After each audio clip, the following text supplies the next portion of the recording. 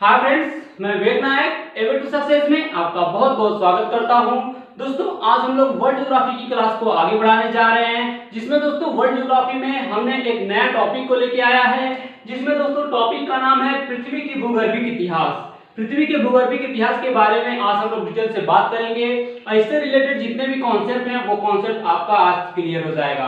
तो दोस्तों, इसके पहले हम लोग महाद्वीपीय विस्थापन के बारे में पढ़ा है। महाद्वीपीय विस्थापन वाले चैप्टर को डिटेल से हमने पढ़ा है। उसके बाद हमने प्लेट टेक्टोनिक सिद्धांत के बारे में पढ़ा है। प्लेट टेक्टोनिक सिद्धांत जो वेगनर द्वारा दिया गया था, उसके बारे में हम लोग डिटेल से पढ़े। उसके बाद दोस्तों जो गति है, प्लेटों की जो गति है, उसके बारे में हम लोग डिटेल से पढ़े। मैंने दोस्तों आपको क्या बताया है, प्लेट टेक्टोनिक सिद्धांत। प्लेट टेक्टोनिक में वेगनर का नाम भी मैंने बताया था। उसमें तीन वैज्ञानिक और थे। कौन थे? हैरी हेस, विल्सन और मॉर्गन। हैरी हेस, विल्सन और मॉर्गन के बारे में मैंने डिटेल से आपको पढ़ाया था। तो दोस्तों, आज हम लोग पढ़ेंगे पृथ्वी की भूगर्भिक इतिहास। पृथ्वी की भूगर्भिक इतिहास दोस्तों बहुत ही डिफिकल्ट टॉपिक है, इसे आपको समझना बहुत जरूरी है। दोस्तों, ये टॉपिक आपने नहीं समझा तो पृथ्वी के बारे में सोच लीजिए कि आप कभी कुछ समझे ही नहीं। ठीक है, तो ठीक है, चलते हैं, स्टार्ट करते हैं पृथ्वी की भूगर्भिक इतिहास। दोस्तों, पृथ्वी की भूगर्भिक इतिहास पहले पढ़ने से पहले मैं आपको बता दूं कि पृथ्वी की उत्पत्ति कब से मानी जाती है। क्या पृथ्वी की उत्पत्ति कब से मानी जाती है? तो पृथ्वी की जो दोस्तों उत्पत्ति है वो 4.6 अरब वर्ष मानी जाती है। क्या दोस्तों मैंने कहा कि पृथ्वी की उत्पत्ति जो है वो 4.6 अरब वर्ष पुरानी मानी जाती है। कि हमारी पृथ्वी की जो आयु है वो कितना है, वो दोस्तों 4.6 अरब वर्ष पुराना हमारे पृथ्वी है। अगर दोस्तों हम लोग रेडियोधर्मी पदार्थों की बात कर ले, अगर हम रेडियोधर्मी पदार्थों की बात कर ले तो रेडियोधर्मी पदार्थ होते क्या है? रेडियोधर्मी पदार्थ दोस्तों वो होते हैं जो चट्टानें होती हैं, उन चट्टानों के नमूनों को लिया जाता है और चट्टाने के नमूने से दोस्तों रेडियोधर्मी पदार्थों से पता किया जाता है कि पृथ्वी की आयु पत्थर के आधार पे कितनी है। मतलब कि जो मैंने बताया पठार या पत्थर, मान लीजिए जो कंकड़ पत्थर है वो पहले के पत्थर को लिया जाता है और रेडियोधर्मी जो पदार्थ हैं, जो आप लोग साइंस में पढ़े होंगे रेडियोधर्मी पदार्थ के बारे में, तो उसी रेडियोधर्मी पदार्थ से ये पता लगाया जाता है कि पृथ्वी की आयु पत्थर के आधार पे कितनी है। तो दोस्तों, पृथ्वी की आयु जो है वो पत्थर के आधार पे देखा जाए तो वो 3.9 अरब वर्ष पुरानी है, अरब वर्ष पुरानी है। तो दोस्तों, यहां से दो क्वेश्चन बन गया। फर्स्ट क्वेश्चन क्या बना कि पृथ्वी की आयु कितनी है। अब डायरेक्ट आपसे पूछ लिया जाए कि पृथ्वी की आयु कितनी है, आप क्या बोलोगे? आप बोलोगे कि पृथ्वी की जो आयु है 4.6 अरब वर्ष पुरानी हमारी पृथ्वी है। उसके बाद यहां से दूसरा क्वेश्चन क्या बनता है? दूसरा क्वेश्चन बनता है कि पृथ्वी की उत्पत्ति पत्थरों के आधार पे कितनी है। मतलब पृथ्वी हमारी पत्थरों के आधार पे कितनी पुरानी है, या पृथ्वी की आयु क्या है पत्थरों के आधार पे। ठीक है, तो पत्थरों के आधार पे पृथ्वी की जो आयु है मैंने बताया कि 3.9 अरब वर्ष पुरानी हमारी क्या है, पृथ्वी है। अब दोस्तों बात आती है, सबसे पहले पृथ्वी की उत्पत्ति के बारे में किसने बताया? तो सबसे पहले पृथ्वी की उत्पत्ति के बारे में कास्ते द बफन ने बताया। किसने बताया? तो एक वैज्ञानिक हमारे थे, कास्ते द बफन। कास्ते द बफन दोस्तों एक हमारे वैज्ञानिक थे। इन्होंने सबसे पहले पृथ्वी की उत्पत्ति के बारे में बताया। इन्होंने पृथ्वी की उत्पत्ति के बारे में तीन चीजों को बताया। इन्होंने पृथ्वी की उत्पत्ति के आधार पे इन्होंने तीन नाम बताया। वो तीन नाम क्या है वो मैं आपको डिटेल से बताता हूं। वो तीन नाम क्या है दोस्तों? फर्स्ट इसमें जो नाम है वो कल्प है। क्या है? कल्प है। कल्प को दोस्तों इंग्लिश में हम लोग कहें तो ईरा के नाम से जानते हैं। दोस्तों, जो हमारा दूसरा कॉन्सेप्ट आता है, दूसरा आता है युग। क्या? युग आता है। युग को दोस्तों एपोच के नाम से जाना जाता है। उसके बाद दोस्तों स्पेलिंग थोड़ा गलत है दोस्तों, सॉरी। तो युग को दोस्तों एपोच के नाम से जाना जाता है। और तीसरा जो हम लोग का कॉन्सेप्ट आता है वो शक आता है। क्या? शक। अब दोस्तों शक को इंग्लिश में क्या कहते हैं? तो पीरियड कहते हैं। क्या कहते हैं? पीरियड के नाम से जानते हैं। तो दोस्तों पृथ्वी की उत्पत्ति सबसे पहले किसने बताया? तो इन्हें दोस्तों बताया कास्ते द बफन ने। कास्ते द बफर ने दोस्तों 3 कॉन्सेप्ट बताया और 3 नाम बताया। कॉन्सेप्ट छोड़िए, नाम देखिए कि मतलब कास्ते जो बफन थे, जो हमारे वैज्ञानिक थे, वो सबसे पहले क्या बताए, 3 नाम बताए। किसके आधार पे बताए, तो पृथ्वी की उत्पत्ति के आधार पे 3 नाम बताए। वो 3 नाम क्या क्या चीजें हैं, कल्प है जिसे इंग्लिश में हम लोग ईरा के नाम से जानते हैं, दूसरा युग है जिसे हम लोग एपोच के नाम से जानते हैं, तीसरा जो हम लोग का आता है शक। शक को दोस्तों हम लोग पीरियड के नाम से जानते हैं। इतना चीजें आपको कंफर्म हुआ, इतना चीजें कंफर्म हुआ तो आगे बढ़ते हैं। आगे दोस्तों मैं आपको बता रहा हूं कि ये जो तीनों चीजें हैं, ये तीनों चीजें दोस्तों हम लोग समझ लिए, कल्प, युग और शक, ये 3 चीजें हम लोग समझ लिए तो जान सोच लीजिए या मान लीजिए कि ये पृथ्वी की भूगर्भिक इतिहास को हम लोग पूरा डिटेल से कवर कर लिए। यही तीनों चीजों को आपको समझना है। पूरी ये टॉपिक पृथ्वी की भूगर्भिक इतिहास जो है, ये टॉपिक पूरा का पूरा दोस्तों कल्प, युग और शक पे आधारित है, यानी कि ईरा, एपोच और पीरियड पे ही आधारित है। सेम कॉन्सेप्ट दोस्तों, ये तीनों चीजें आप समझ लो, उसके बाद आपको पृथ्वी की भूगर्भिक इतिहास के बारे में कुछ भी पढ़ना नहीं है। इतना ही टॉपिक पढ़ लो, आपको सब कवर हो जाएगा कि पृथ्वी की भूगर्भिक इतिहास क्या है, उसके बारे में आप लोग डिटेल से जानकारी ले लोगे। तो वो चीजें तो मैं आपको पढ़ा ही रहा हूं, तो बताऊंगा, जाहिर सी बातें हैं। और जितने भी दोस्तों जानते हैं जो बुक लिखा जाता है, जैसे कि आप लोग किताबों से पढ़ते हो, तो किताबों से जल्दी समझ में नहीं आता। क्यों नहीं आता, क्योंकि किताबें जो तो प्रोफेसर लिखते हैं तो वो थोड़ा डिफिकल्ट वर्ड लिखते हैं, वो ऐसा डिफिकल्ट वर्ड लिखते हैं कि आगे व्यक्ति भी ना समझ पाए। तो वो दोस्तों मैं इजी से इजी करके उसे मैं समझाऊंगा, क्योंकि दोस्तों जानते ही हो जब वो प्रोफेसर हैं तो जाहिर सी बात है थोड़ा डिफिकल्ट लिखेंगे कि नहीं लिखेंगे, और डिफिकल्ट नहीं लिखेंगे तो प्रोफेसर होने का कोई वैल्यू नहीं है। तो जाहिर सी बात है वो बहुत डिफिकल्ट लिखते हैं, कुछ चीजें ऐसी होती हैं या कुछ वर्ड ऐसा होता है वो समझ में नहीं आता, वो चीजें समझ में नहीं आती हैं, तो वो मैं इजी से इजी करके आपको समझाऊंगा आज, ठीक है। तो चलते हैं, पहले हम लोग देखते हैं कल्प, युग और शक। तो सबसे पहला हम लोग का टॉपिक होगा कल्प के बारे में पढ़ेंगे। पहला टॉपिक हम लोग का होगा कल्प। अब कल्प के बारे में पढ़ना है तो अगर दोस्तों आपने इतिहास में पढ़ा होगा, आप लोग ने हिस्ट्री पढ़ा होगा, तो नव पाषाण काल और मध्य पाषाण काल के बारे में भी पढ़ा होगा। जाहिर सी बातें हैं, आप लोग हिस्ट्री पढ़े होंगे तो नव पाषाण काल और मध्य पाषाण काल के बारे में भी डिटेल से पढ़े होंगे। अब दोस्तों पढ़े होंगे तो उन्हीं के आधार पे मैं 5 नाम बताऊंगा, सेम वही कॉन्सेप्ट है जैसे नव पाषाण काल, मध्य पाषाण काल आप लोग कहते हो ना, तो दोस्तों सब चीज कॉन्सेप्ट वहीं पे रहेगा। और दोस्तों कल्प के बारे में बता रहा हूं, तो कल्प दोस्तों 5 प्रकार के होते हैं। कल्प कितने प्रकार के होते हैं, तो कल्प दोस्तों ये 5 प्रकार के होते हैं। कितने, 5 प्रकार के होते हैं। 5 प्रकार के कौन कौन से होते हैं उसको मैं डिटेल से आपको बता रहा हूं। दोस्तों जो हम लोग का इसमें फर्स्ट आता है मध्य महाकल्प। क्या फर्स्ट है मध्य महाकल्प। अब दोस्तों मध्य महाकल्प को दोस्तों इंग्लिश में कहते हैं प्री पैलियोजोइक। क्या कहते हैं, प्री पैलियोजोइक ईरा के नाम से हम लोग जानते हैं। पहला मैंने बताया कि मध्य महाकल्प जिसे हम प्री पैलियोजोइक ईरा के नाम से जानते हैं। सेकेंड बताया कि पूरा जीवी महाकल्प। क्या होगा, पूरा जीवी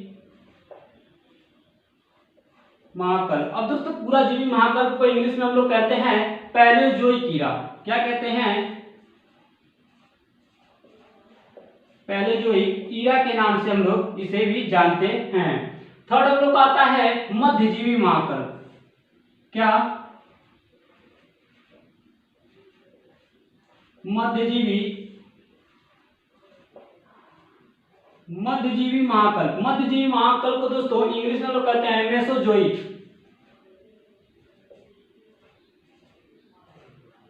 मेसोजोइक ईरा के नाम से हम लोग इसे जानते हैं। मैंने क्या बताया, मध्य महाकल्प को प्री पैलियोजोइक ईरा के नाम से जानते हैं, पूरा जीवी महाकल्प को पैलियोजोइक ईरा के नाम से जानते हैं, मध्यजीवी महाकल्प को हम लोग मेसोजोइक ईरा के नाम से भी जानते हैं। उसके बाद दोस्तों चौथा आता है नवजीवी महाकल्प। क्या है,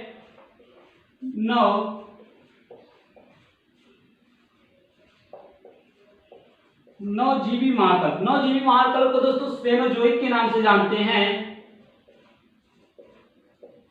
सेनोजोइक ईरा के नाम से हम लोग जानते हैं। उसके बाद दोस्तों पांचवा आता है नूतन महाकल्प।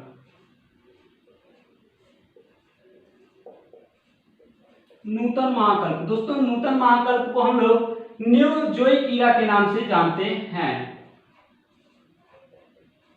न्यू जोइक ईरा के नाम से जानते हैं। तो हमने आपको दोस्तों कल्प के बारे में 5 जो सिद्धांत है उसको मैंने बता दिया। कल्प में मध्य महाकल्प जो प्री पैलेयोजोइक ईरा के नाम से जाना जाता है, पूरा जीवी महाकल्प जिसे पैलेयोजोइक ईरा के नाम से जाना जाता है, तीसरा मैंने बताया मध्यजीवी महाकल्प मेसोजोइक ईरा के नाम से जिसे जाना जाता है, उसके बाद चौथा बताया नवजीवी महाकल्प जिसे सेनोजोइक ईरा के नाम से जाना जाता है, और पांचवा बताया नूतन महाकल्प जो न्यू जोइक के नाम से जाना जाता है। और दोस्तों नूतन महाकल्प से आपको तो मालूम ही हो गया कि मतलब ये नया कोई है, ये नया कोई परिकल्पना है। जैसे कि यहाँ पे आप लोग देखा है कि न्यू जोइक, न्यू जोइक मतलब नया, नया कोई चीज। तो ये क्या है, ये जो कल्प है दोस्तों ये क्या है, ये नया कल्प है।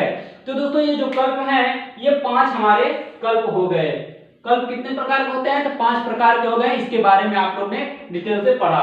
उसके बाद दोस्तों हम पढ़ेंगे सबसे दूसरे नंबर पे युग के बारे में। दूसरे नंबर पे हम युग के बारे में पढ़ेंगे और युग के बारे में हम आपको डिटेल से बताएंगे। और दोस्तों बात आ गई युग की, बात आ गई युग की, तो युग के बारे में भी हम लोग डिटेल से देखते हैं। युग भी दोस्तों, युग में भी कल्प होता है, जाहिर सी बातें हैं। ये भी 5 प्रकार का होता है। क्या होता है, 5 प्रकार का होता है। युग को दोस्तों इंग्लिश में हम लोग एपोच के नाम से भी जानते हैं। तो देखते हैं दोस्तों आद्य महाकल्प। पहला इसमें आता है आद्य महाकल्प।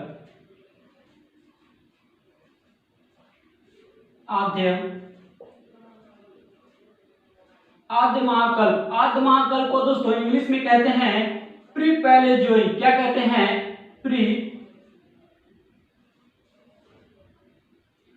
पैलेयोजोइक, प्री पैलेयोजोइक ईरा के नाम से हम लोग इसे जानते हैं। दूसरा हम लोग का जो कॉन्सेप्ट आता है दोस्तों वो पूरा जीवी महाकल्प। क्या आता है, पूरा जीवी महाकल्प, पूरा जीवी महाकल्प। पूरा जीवी महाकल्प को दोस्तों इंग्लिश में हम लोग क्या कहते हैं, पैलेयोजोइक, पैलेयोजोइक ईरा के नाम से भी हम लोग इसे जानते हैं। इतना चीजें आपको समझ में आई। उसके बाद दोस्तों मध्यजीवी महाकल्प, इसमें भी तीसरा क्या है, मध्यजीवी महाकल्प, मध्यजीवी महाकल्प जिसे इंग्लिश में हम लोग क्या कहते हैं, मेसोजोइक, मेसोजोइक ईरा के नाम से हम लोग जानते हैं। चौथा इसमें आता है दोस्तों, चौथा क्या आता है, नवजीवी महाकल्प। क्या आता है, नवजीवी, नवजीवी महाकल्प। नवजीवी महाकल्प को दोस्तों इंग्लिश में क्या कहते हैं, सेनोजोइक कहते हैं, सेनोजोइक ईरा के नाम से हम लोग जानते हैं। अब पांचवा इसमें कॉन्सेप्ट आता है, पांचवा कॉन्सेप्ट आता है नूतन महाकल्प। नूतन महाकल्प के बारे में अभी आपको बताया हूं। नूतन मतलब होता है नया, नूतन महाकल्प। दोस्तों नूतन महाकल्प को इंग्लिश में कहते हैं न्यू जोइक, न्यू जोइक ईरा के नाम से हम लोग जानते हैं। ये कॉन्सेप्ट मैंने आपको बताया, क्या क्या बताया, कल्प के बारे में मतलब कि ईरा के बारे में बताया कि जो कल्प होते हैं ये 5 प्रकार के होते हैं। मध्य महाकल्प जिसे प्री पैलेयोजोइक ईरा के नाम से जानते हैं, पूरा जीवी महाकल्प जिसे पैलेयोजोइक ईरा के नाम से जानते हैं, मध्यजीवी महाकल्प जिसे मेसोजोइक ईरा के नाम से जानते हैं। उसके बाद चौथा नंबर बताया नवजीवी महाकल्प जिसे सेनोजोइक ईरा के नाम से जानते हैं, और लास्ट मैंने बताया नूतन महाकल्प जिसे न्यू जोइक के नाम से जानते हैं। इतना चीजें मैंने बताया। दूसरे नंबर पे मैंने युग के बारे में यानी कि एपोच के बारे में बात किया। एपोच भी दोस्तों 5 प्रकार के होते हैं। फर्स्ट आद्य महाकल्प प्री पैलेयोजोइक ईरा, पूरा जीवी महाकल्प पैलेयोजोइक ईरा, मध्यजीवी महाकल्प मेसोजोइक ईरा, नवजीवी महाकल्प सेनोजोइक ईरा, नूतन महाकल्प न कि न्यू जोइक ईरा। इतना चीजें मैंने आपको बताया। तो दोस्तों आप नोट डाउन करना चाहते हैं तो यहाँ से आप नोट डाउन कर लें। अगर आप नोट डाउन नहीं कर पाते हैं तो मैं इसका पीडीएफ जैसे ही वर्ल्ड ज्योग्राफी खत्म होगी वैसे इसका पीडीएफ अवेलेबल करा दूंगा। इसका पीडीएफ अवेलेबल करा दूंगा तो वहां सब चीजें ऐसे ही लिखाए मिलेंगी। जैसे मैं बोल रहा हूं या लिखा रहा हूं ये चीजें क्या हैं, ये चीजें सेम ऐसे ही आपको पीडीएफ प्रोवाइड किया जाएगा। अगर आप लिख लेते हो तो वीडियो को क्रॉस करिए या वीडियो को रोक के यहाँ पे आप क्या करिए पूरा नोट डाउन करते रहिए। नहीं कर पाते हैं तो मैं तो पीडीएफ जरूर जायज सी बातें हैं अवेलेबल करवाने वाला हूं। तो दोस्तों इतना चीजें आपको समझ में आई, कल्प क्या होता है, युग क्या होता है, इसके बारे में आप लोग ने समझा या नहीं समझा? तो ठीक है, आगे बढ़ते हैं। आगे हम लोग दोस्तों पहले पढ़ेंगे मध्य महाकल्प के बारे में। मध्य महाकल्प के बारे में पढ़ेंगे। इस साइड का मैं मिटा रहा हूं दोस्तों। अब देखते हैं कि मध्य महाकल्प है क्या। क्या अब देखते हैं हम लोग मध्य महाकल्प जो हमारा है वो है क्या, मतलब मध्य महाकल्प के अंतर्गत क्या क्या चीजें होती हैं। इसमें दोस्तों मैं बताऊंगा कि इसमें दो चीजें होती हैं मध्य महाकल्प में दोस्तों। एक में होता है कि इसमें ऋणविहीन जीव भी पाए जाते हैं, यानी कि जब पृथ्वी की उत्पत्ति हुई थी तो पृथ्वी क्या थी, हमारी बहुत हार्ड थी, यानी कि हमारी पृथ्वी बहुत गर्म थी। इन्हें दो पार्टों में मैं बांट के अभी आपको डिटेल से बताऊंगा। तो दोस्तों आप अगर इस वीडियो पे बने रहिए और अपना कंसंट्रेशन एकदम बना के पढ़िए। अगर आपने अपना कंसंट्रेशन बना के पढ़ा तो जाहिर सी बात है ये चीजें आपको एकदम समझ में आएंगे। 100% गारंटी देता हूं कि ये चीजें आपको समझ में आएंगी। तो दोस्तों पहले हम लोग पढ़ेंगे मध्य महाकल्प के बारे में। क्या पढ़ेंगे? मध्य महाकल्प के बारे में। या आद्य महाकल्प होता है दोस्तों, मध्य में तो आद्य महाकल्प होता, सॉरी आद्य महाकल्प के बारे में हम लोग पढ़ेंगे। आद्य महाकल्प जिसे हम लोग प्री पैलेजोइक के नाम से जानते हैं। ठीक है दोस्तों, इतना जानते हैं ना। प्री पैलेजोइक ईरा के नाम से हम लोग जानते हैं। हम इस पे बात करेंगे आद्य महाकल्प प्री पैलेजोइक ईरा के बारे में। अब दोस्तों बात आती है कि मध्य महाकल्प क्या है, आद्य महाकल्प है क्या। तो दोस्तों जैसे कि आप महाकल्प के बारे में पढ़ रहे हैं तो आपको दोस्तों जो पुराना, जैसे जो पुराने पत्थर हैं, जैसे कि मैंने आपको पहले बताया, सबसे पहले आप मान लीजिए पत्थर के आधार पे मैंने आपको पत्थर के आधार पे आपको बताया कि इसी चीजों को दोस्तों सेम कॉन्सेप्ट है। जैसे कि मैंने बताया पत्थर के आधार पे पृथ्वी की आयु क्या है, हाँ, और उस तरफ पृथ्वी की आयु क्या है। पत्थर के आधार पे मैंने 3.9 अरब वर्ष पुराना बताया, पृथ्वी जो है हमारी 3.9 अरब वर्ष पुरानी है। इतना चीजें मैंने आपको बताया। उसके बाद दोस्तों जो आद्य महाकल्प था ना वो दोस्तों बहुत पुराना था। ये जो आद्य महाकल्प है ये बहुत पुराना था। अब दोस्तों बहुत पुराना था तो इसकी जो पुष्टि हुई थी, इसकी पुष्टि नहीं की गई थी। क्या हुआ? इसकी पुष्टि नहीं की गई थी। किसका? आद्य महाकल्प का दोस्तों इसकी पुष्टि नहीं की गई थी। जब इसे एपोच में भी नहीं रखा गया, इसे किसमें? एपोच में भी नहीं रखा गया। क्यों नहीं रखा गया?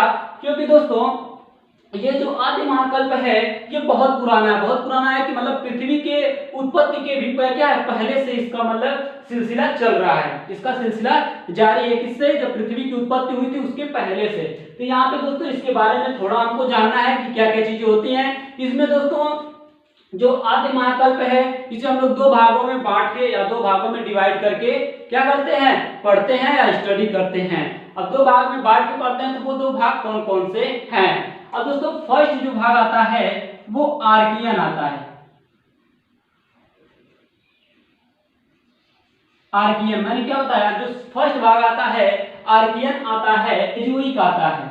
एजोइक, ये दो चीजें आपको समझ में आई। पहला हम लोग बताया कि आर्कियन एजोइक, आर्कियन कह सकते हैं या एजोइक कहें, और दूसरा आता है प्री पैलेजोइक। तो दोस्तों पहले हम लोग आर्कियन के बारे में पढ़ते हैं, उसके बाद हम लोग दूसरा नंबर प्री पैलेजोइक के बारे में डिटेल से या प्री कैम्ब्रियन युग के बारे में डिटेल से पढ़ेंगे। अब दोस्तों बात आती है इनमें क्या क्या कॉन्सेप्ट थे आर्कियन में, उसके पहले मैं आपको डिटेल से बता रहा हूं। जिसमें दोस्तों यहाँ जीवाश्म नहीं पाए जाते हैं। क्या? यहाँ जीवाश्म नहीं पाए जाते।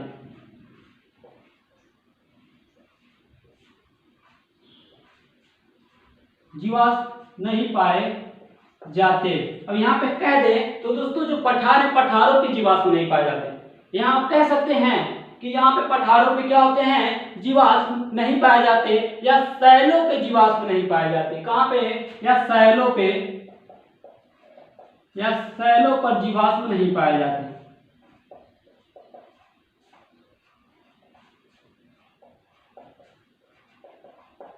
यहाँ आपने क्या कह सकते हैं, आप कह सकते हैं जीवाश्म नहीं पाए जाते हैं इस युग में। किस युग में? तो आद्य महाकल्प में। अब मैंने आपको पहले बताया कि आद्य महाकल्प जो है पृथ्वी की उत्पत्ति से पहले भी इसका सिलसिला जारी था। तो दोस्तों जाहिर सी बात है पृथ्वी हमारी बहुत गर्म थी। जब पृथ्वी की उत्पत्ति थी तो पृथ्वी क्या थी, और भी गर्म रही होगी। जब गर्म रहेगी तो वहां पे कोई भी जीवाश्म की उत्पत्ति नहीं होगी। जाहिर सी बात है कोई भी जीवाश्म क्या होगा, नहीं होगा। तो इसलिए मैं यहाँ कह रहा हूँ कि जीवाश्म नहीं पाए जाते। और जीवाश्म कहाँ नहीं पाए जाते? तो शैलों पे जीवाश्म नहीं पाए जाते, जहाँ दोस्तों जीवाश्मों का अभाव होता है। यहाँ जीवाश्मों का दोस्तों क्या होता है? अभाव होता है,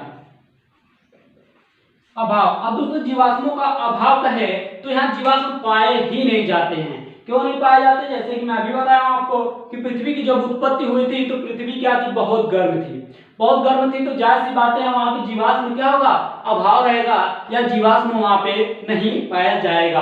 अब दोस्तों इस समय की चट्टानें जो थी, जो इस समय की चट्टानें हैं उसमें दो चीजों का अधिकता पाई जाती है। इस समय की जो चट्टानें हैं उसमें दो चीजों की अधिकता पाई जाती है। वो दो चीज क्या क्या है? अब दोस्तों मैंने बताया कि इस समय की जो चट्टानें हैं उसमें दोस्तों दो चीजों की अधिकता पाई जाती है। तो पहला है दोस्तों ग्रेनाइट, ग्रेनाइट, और दूसरा है नीस।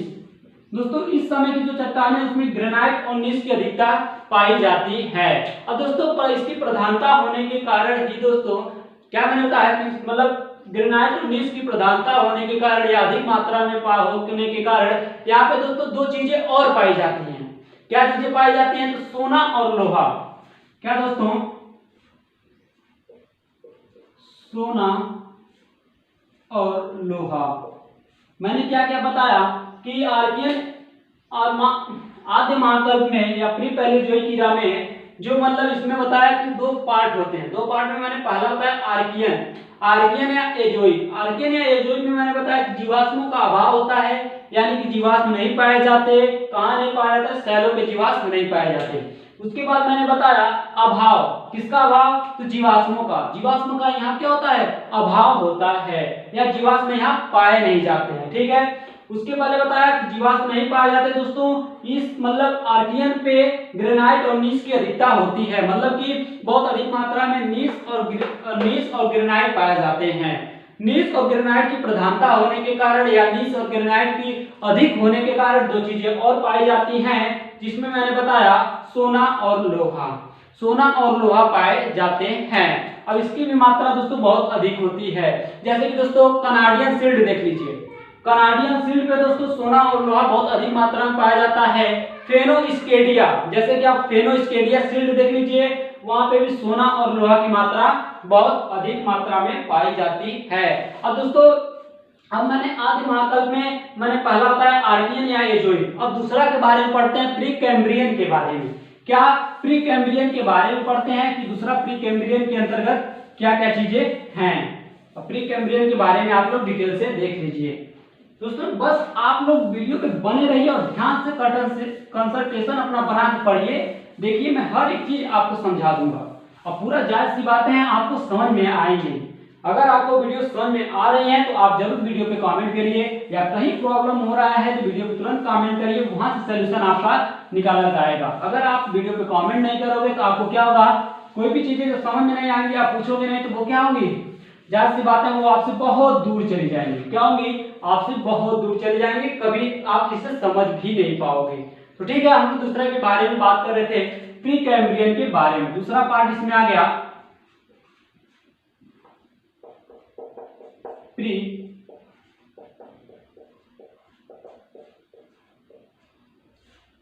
कैम्ब्रियन के बारे में बात कर रहे थे।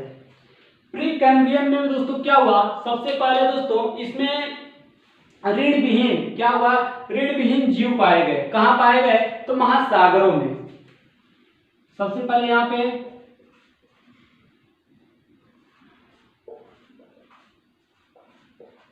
ऋण विहीन जीव पाए गए। कहां पाए गए? तो महासागरों में। मैंने कहा था प्री कैम्ब्रियन में ऋण विहीन जीव पाए गए। कहां पाए गए? तो दोस्तों कहां पाए गए? महासागरों में। ऋण विहीन का मतलब ऐसा जीव जिसके पास ऋण की हड्डी है ही नहीं, उसे क्या कहते हैं? वो ऋण विहीन जीव पाया जाता है। कहां पाया जाता? महासागरों में। तो सबसे पहले आपको पूछ लिया जाए कि सबसे पहले महासागरों में किस जीव का उत्पत्ति हुई, या किस जीव को पाया गया, या किस जीव की खोज की गई सबसे पहले, तो वो क्या है दोस्तों? ऋण विहीन जीव पाए गए। कहां पाए गए? महासागरों में। ऋण विहीन का मतलब कि जिसके पास ऋण की हड्डी ना हो, जिसे दोस्तों हम लोग कशेरुकी के नाम से भी जानते हैं। इसे हम लोग इसे हम लोग कशेरुकी के नाम से भी जानते हैं। आप लोगों ने साइंस में पढ़ा होगा कशेरुकी के बारे में, जैसे बारे केमिस्ट्री में आप लोग पढ़े होंगे कि कशेरुकी क्या होती है। तो कशेरुकी दोस्तों वही चीज है रीढ़-विहीन जीव। पृथ्वी की जब उत्पत्ति हुई तो सबसे पहले महासागरों में रीढ़-विहीन जीव की उत्पत्ति ही हुई थी। इतना चीजें आपको दोस्तों समझ आया। अब दोस्तों इसकी उत्पत्ति तो हुई थी, तो गर्म समुद्रों में दोस्तों गर्म त्वचा वाले जीव की उत्पत्ति हुई थी। जाहिर सी बात है, मैं गर्म का नाम क्यों लिया, क्योंकि दोस्तों जब पृथ्वी की उत्पत्ति हुई थी तो पृथ्वी क्या थी, बहुत गर्म थी। जब बहुत गर्म थी तो वहां पे जो जीव जंतु थे दोस्तों वो क्या थे, वो गर्म त्वचा वाले ही वहां पे उत्पन्न हुए, क्योंकि उसका टेम्परेचर सहना तो चाहिए। जब उसका टेम्परेचर सह नहीं पाएंगे जीव तो वहां विलुप्त हो जाएंगे। तो वहां पे भी हम लोग कह सकते हैं कि वहां पे जीवों का अभाव है। क्या कह सकते हैं, वहां पर भी जीवों का अभाव है, यानी कि जीव वहां पाए ही नहीं जाते। तो फर्स्ट में मैंने आपको बताया, तो उसी तरह प्री कैम्ब्रियन में दोस्तों जो जीव पाए गए वो गर्म त्वचा वाले जीव पाए गए। गर्म त्वचा मतलब जो टेम्परेचर को सह सके। जैसे कि एग्जांपल में मैं इस समय की बात बता रहा हूं, जैसे कि आप गाय भैंस की मान लीजिए, गाय भैंस है आपके घर पे, तो उसकी खुर जो होती है, खुर मतलब पैर के नीचे जो रहता है खुर काला सा, वो क्या होता है, वो भी बहुत स्ट्रांग रहता है। वो उस पे भी आग पड़े तो कोई इफेक्ट नहीं पड़ता है। क्या, कोई इफेक्ट नहीं पड़ता है। तो सेम कॉन्सेप्ट वही है दोस्तों कि प्री कैम्ब्रियन में रीढ़-विहीन जीव पाए जाते हैं। कहां पाए जाते हैं, तो महासागरों में। कोई भी जीव दोस्तों स्थल खंड पे नहीं पाए गए। अब जाहिर सी बात है, स्थल खंड पे कैसे जीव पाए जाएंगे, स्थल खंड पे जो जीव पाए जाएंगे वो रीढ़ विहीन थोड़ा ना पाए जाएंगे, रीढ़ युक्त पाए जाएंगे, जिसके पास रीढ़ होगा।